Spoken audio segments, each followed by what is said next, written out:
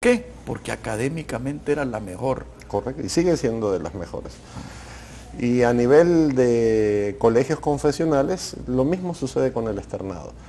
Eh, ¿En qué se basan esos sistemas? Que hay una admisión. O sea, eso es el primer principio. Claro. La discriminación académica positiva o discriminación académica es una realidad. O sea, y eso sucede en la mayoría de sistemas educativos exitosos, desde MIT, Harvard, Yale o cualquier otra universidad o colegio, en donde no es ni siquiera el que tiene mucho dinero puede estudiar, ¿verdad? Por el hecho de tener dinero. Hay un proceso de admisión. O sea, yo puedo tener mucho dinero, pero si mi hijo no pasa el examen de admisión de la escuela alemana o del externado, no entra, ¿verdad? Y eso es porque es un proyecto educativo. Claro. Puede sonar un poco duro, pero es una realidad, y así creo yo que han funcionado, funcionan y funcionarán los sistemas educativos del mundo. El informe McKinsey, que se publicó en el año 2010, que estudió, el título es, y lo pueden bajar en internet, cómo lograron ser los mejores sistemas educativos del mundo, cómo lograron su éxito, digamos. Es un informe que estudia a los mejores sistemas de Europa, Estados Unidos, de Canadá, Asia, y llegan a 4 conclusiones muy sencillas. La primera conclusión es: el techo de la calidad de un sistema educativo son sus maestros. ¿Quiénes son los maestros de la escuela alemana o de los maestros del externado? Gente capacitada, muchos de ellos con posgrado, especializados, etcétera. La segunda conclusión de ese estudio es la única manera de mejorar es mejorando cómo los docentes enseñan. Ese es el camino para mejorar. La tercera conclusión de ese estudio: estos sistemas impulsan para que todos los niños tengan éxito, no excluyen. O sea, hay una curva y los niños que se van quedando debajo de la curva los van empujando. O en algunos casos, como en el de Alemania, los van haciendo hacia la escuela vocacional. Exactamente, hay universidad técnica y universidad academicista. Correcto. Y la última conclusión es que toda escuela necesita un gran líder, ¿verdad? Un buen director. Entonces yo creo que eso está comprobado, aquí lo sabemos, es de dominio público. De hecho, en muchos eventos, cuando discutimos sobre modelos, sobre las escuelas inclusivas o no inclusivas, yo les he dicho: miren, el modelo está ahí y hace años. Los horarios ahí están, los contenidos ahí están. Los cipotes que se gradúan de la escuela alemana o del externado, por poner ejemplos, son cipotes que pueden y son admitidos en las mejores universidades del mundo. Tienen las competencias, ahí está cuál es el programa extracurricular y curricular. No tenemos que inventar mucho en educación, salvo algunos ajustes sobre enfoques didácticos y pedagógicos, pero hay buenas experiencias acá. Y la escuela alemana es un caso típico también, o el liceo francés, cada uno con sus bemoles y sus detalles de enfoque, pero son proyectos educativos exitosos. Y muchos de los jóvenes que ahí se gradúan terminan siendo exitosos también como personas, no solo académicamente, y son admitidos a las mejores escuelas superiores del mundo. Entonces creo yo que hay que tener cuidado con ese tipo de leyes así un poco populistas, o que buscan ese enfoque de que, bueno, si hay algún pocos ricos y muchos pobres, desaparezcamos a los ricos para que todos vivamos en este esquema, digamos, más homologado. Yo creo que ese no es el camino.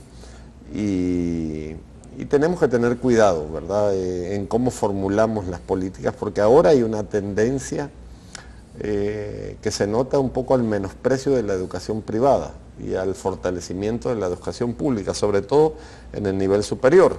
Es obvio que si el ministro viene de la Universidad de El Salvador y la viceministra también, hay una propensión natural a querer proteger. Ese es otro tema que dejamos fuera del programa, pero el caso de la Universidad de El Salvador, ¿verdad? Vamos a hacer uno. Vamos a hacer uno. Una universidad tan grande con procesos de admisión masivos, donde al final van a terminar entrando casi todos los que perdieron el examen, porque así ha sido, ¿verdad? Se toman la universidad, presionan y bajan la vara de medida y terminan entrando. Entonces hay una cierta propensión a elevar, digamos, en el discurso la importancia de la Universidad de El Salvador. De hecho, es la que está a cargo del plan quinquenal, y a dejar de lado las universidades privadas. Antes de que se nos acabe el tiempo, Oscar, yo me alegré muchísimo al platicar contigo, al saber de que tú habías tenido experiencia con el concepto de las escuelas charter, porque yo creo que esa es una de las grandes soluciones.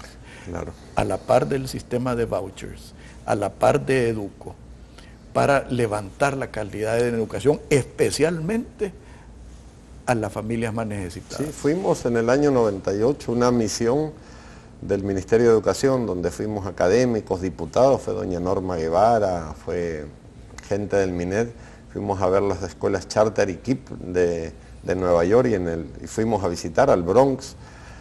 Fuimos a ver modelos de community college también y vimos cómo funcionan las cosas y nos explicaron la gente del Citigroup cómo ellos aseguraron su entorno, lo que era el Nueva York antes de Giuliani y lo que era el Nueva York de ahora, donde uno podía andar tranquilo en la noche, caminando, disfrutando, qué sé yo.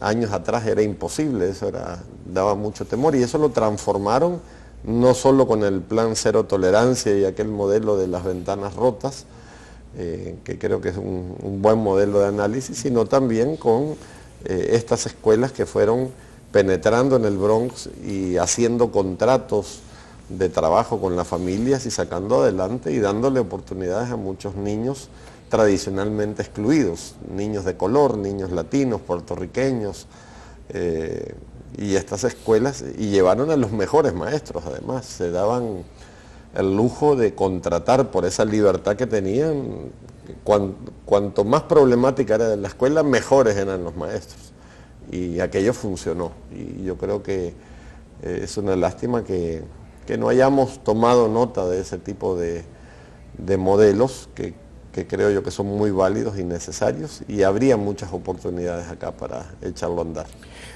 Vamos a hacer pronto, creo yo, un programa, Oscar, para describir lo que es los esquemas de las escuelas charter y de los vouchers. Por de pronto yo te prometo hacer una reunión con el liderazgo de la empresa privada, porque yo creo que dejar la educación en manos de los políticos es peligroso. Es peligroso. Así como dicen que dejar la guerra únicamente en manos de los militares es peligroso. Entonces, ¿qué es lo que te quiero decir con esto, Oscar? Que el compromiso con la educación de este país y de nuestra niñez y de nuestra juventud debe ser de todos los sectores, incluyendo la empresa privada. Claro. Y se puede hacer muchas cosas, ¿verdad? Yo creo que hay muchos cabos sueltos. Creo que tenemos que conocer los modelos educativos, cómo funciona la gestión y el dinero, porque uno ve que hay muchos programas de responsabilidad social que donan computadoras, que pintan escuelas, que donan libros, pero no tiene un sentido aquello. Entonces al final... No, y a veces terminas tirándolo a la cloaca. Sí, exacto. Entonces al final no vemos los resultados. Si uno hace un recuento de lo que se ha invertido de los acuerdos de paz para acá en créditos educativos y en presupuesto educativo, nos asustamos, y en cooperantes también, porque ha sido el sector donde más se ha invertido, la cooperación española, ESI, JICA de Japón, COICA, AIDE, es decir, aquí han sido pero cientos de millones de dólares. Yo me acuerdo, y quizás para ir también concluyendo este tema, APREMAT vació 26 millones de euros en 22 institutos nacionales. Eso fue en el 99, 98. ¿Y dónde está eso? 1 millón de euros en cada instituto nacional, de 22 que se seleccionaron. Y no se nota, tristemente no se nota. Entonces, yo creo que tenemos que llamar a la reflexión, a cómo invertir, qué ha pasado, porque a mí me da mucha pena que se hayan gastado tantos recursos que no veamos la luz al final del túnel en esto de la educación, que las cosas estén como están. Es triste. Fíjate que yo, en los tiempos del conflicto se hablaba de la década perdida. Yo ya tengo varios meses de estar hablando de la generación perdida. Y yo creo que uno de los fundamentos de ese concepto es la mala educación. Sí. O sea, ese niño y ese joven que huye de El Salvador por la falta de seguridad, la falta de oportunidades, también lo hace por falta de educación, por falta de futuro, por falta de valores. Fue una de las conclusiones del Informe de Desarrollo Humano 2013, ¿verdad? Y fue bastante duro la definición. A mí me tocó trabajar en la junta directiva de ese informe y sí, vimos que la escuela está dejando de ser el último refugio que era para muchos niños y jóvenes, que no se ha invertido adecuadamente en la gente y que estamos pagando las consecuencias de la perversidad de este sistema y ya como que lo vemos peligrosamente normal, de que las cosas, yo creo que no, yo he criticado bastante, don Alfredo, ver cómo los coejecutores de reforma educativa han cambiado y las escuelas están igual de paupérrimas y de tristes y de depresivas y de que no le generan un ambiente atractivo a los niños, ¿verdad? Y también el cinismo de la clase política, Oscar, de creer de que todo es falta de recursos. Sí. De que tirándole dinero y tirándole recursos se van a resolver los problemas. Así y es. para mí es esencial conocer la diferencia entre la inversión y un gasto. Exacto. Tú has hablado mucho de inversión, pero lo que estamos viendo ahí en la calle Es gasto. es gasto. Es gasto. Y mal gasto. Mal gasto. O Mal sea, gasto. es tal vez duro lo que voy a decir, pero es gasto tirado a la cloaca. Sí. Y la cloaca es en lo que se está convirtiendo nuestra niñez y nuestra juventud, invadida por las maras, invadida en algunos casos por las drogas, invadido en la holgazanería, en la irresponsabilidad. Yo creo que ese no es el futuro que nosotros queremos para El Salvador. Definitivamente, yo creo que muchos jóvenes y el mismo sistema es un poco perverso, porque cuando uno se aleja, nos vamos a Arambala, allá en Morazán, y vemos que la escuela me ofrece hasta tercer grado, y que si me muevo a Perquín me ofrece hasta noveno, y que si me muevo hasta Gotera me ofrece hasta bachillerato, y después ya no hay universidad. Ahorita han hecho un instituto técnico en la Segundo Montes. Pero la pregunta es, si yo me gradúo de bachillerato en Gotera, ¿a qué diablos voy a regresar a Arambala? ¿Verdad? ¿Qué me ofrece Arambala o Perquín? O sea, el mismo sistema me obliga a migrar, el mismo sistema educativo me va expulsando de mi comunidad y después la comunidad, ¿qué me ofrece? Entonces, ahí es donde se desvaloriza la educación. Y la gente dice, ¿para qué voy a estudiar? ¿En qué va a cambiar mi vida? Si aquí lo que me ofrece esto es milpa. Aprendí a leer, a escribir, tercero o cuarto grado, ¿cuál es el futuro? ¿Irme a San Miguel o irme a San Salvador? Porque aquí, ¿qué me ofrece? Son de las cosas que tenemos que reflexionar, porque si yo no le hallo sentido y no le hallo valorización social de la educación, pues estoy malgastando el dinero en un sistema educativo perverso que no está generando digamos, ningún beneficio. Inclusive antes, yo me acuerdo todavía cuando yo estudié mi educación básica, nosotros hasta nos enseñaban electricidad en tableros, algunas pautas de oficios para que aquellos que se retiraban pudieran desempeñarse y tener sentido común. Pero ahorita la escuela ni siquiera eso le ofrece al niño, ni siquiera un sentido común para saber cómo reparar una instalación eléctrica o reparar una tubería, o cuestiones básicas domésticas, ¿verdad? Y eso creo yo que le está dando muy poco sentido a los niños y jóvenes ir a la escuela. No, y a eso hay que montarle estos proyectos agrandados como el Fomilenio 1, que terminó siendo una carretera pavimentada muy bonita. Para nada. Para nada.